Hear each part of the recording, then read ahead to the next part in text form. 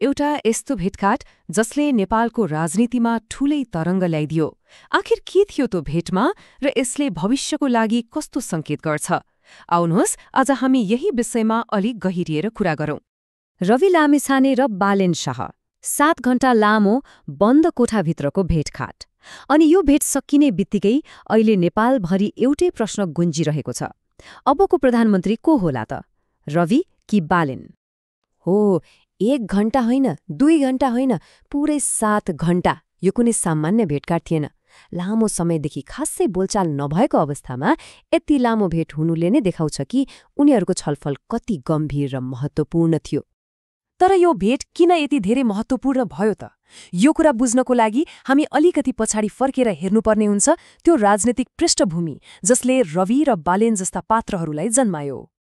हेर्नुस् न, एकातिर 3 दशकदेखि सत्ताको वरिपरि घुमिरहेको त्यही पुरानो राजनीतिक वर्ग छ जसलाई जनता अब भयो भन्न चाहन्छन्। अर्कोतिर पछिल्ला 3 वर्षमा उदाएका यी नयाँ अनुहारहरू छन् जसमा देशले आफ्नो भविष्य देख्न खोजिरहेको छ। जब परम्परागत पार्टीहरूको भ्रष्टाचार र प्रतिशोधको राजनीतिबाट जनता वाक्क भए, उनीहरूले के गरे त? उनीहरूले मतपत्रलाई नै आफ्नो हतियार बनाए र चुनाव मार्फत एउटा शान्त विद्रोहको सुरुवात गरे जसलाई नरम विद्रोह पनि भनिन्छ। सोच्नुस् त, यो वैकल्पिक राजनीतिको लहर कति छिटो फैलियो। काठमाडौँमा बालेनको जितबाट सुरु भएको यो यात्रा 6 महिना नबेत्दै राष्ट्रिय स्वतन्त्र पार्टीलाई संसदमा 21 सिट दिलाउने तहसम्म पुग्यो। तर के यिनीहरूको यात्रा त्यति सजिलो थियो त? थिएन। दुवैले स्थापित शक्ति केन्द्रबाट निकै ठूलो अवरोध र विरोधको सामना गर्नु पर्यो।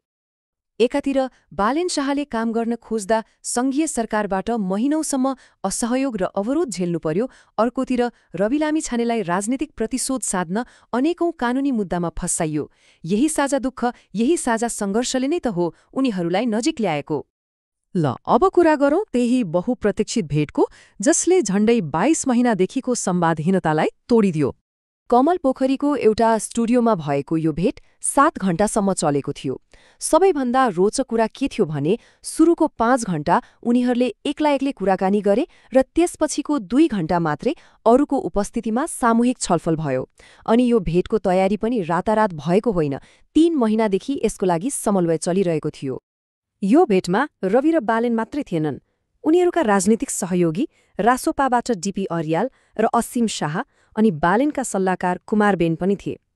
र अझ रोचक कुरा के छ भने निर्देशक निश्चल बस्नेत र निर्माता आसिफ शाहले तटस्थ मध्यस्थकर्ताको भूमिका निभाएका थिए। 7 घण्टासम्म उनीहरूले के कुरा गरे होलान्? कुराकानीको दायरा निकै फराकिलो थियो।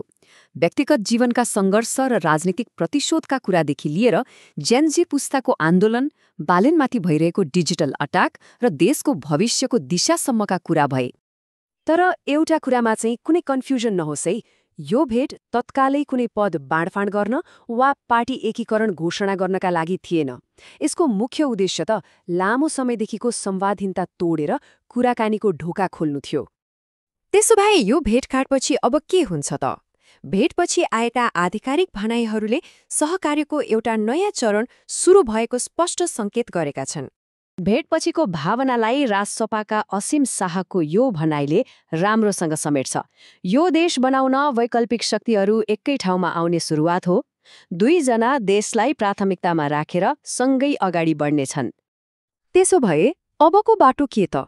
उनीहरूको रोडम्याप कस्तो छ? उनीहरूले केही रणनीतिक कदमहरूमा सहमति गरेका छन्। अबदेखि निरन्तर संवादमा रहने, वैकल्पिक शक्तिहरूको एउटा बलियो मोर्चा बनाउने, कुलमान घिसिङ जस्ता अन्य प्रभावशाली व्यक्तिहरूसँग पनि सहकार्य खोज्ने र देशमा समयमै चुनाव हुने वातावरण बनाउन लाग्ने। रवि लामिछानेले आफैले पनि यो कुरा स्पष्ट पार्नु भएको छ। उहाँका अनुसार यो भेट एउटा ठूलो एकीकरण योजनाको हिस्सा थियो।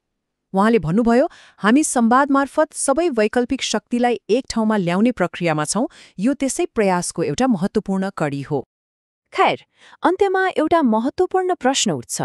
के यो भेटघाट साँच्चै एउटा नयाँ राजनीतिक युगको सुरुवात हो वा सत्ता र शक्तिका लागि चलिरहने पुरानै खेलको नयाँ संस्करण मात्र हो? यसको जवाफ त सायद समयले नै बताउला।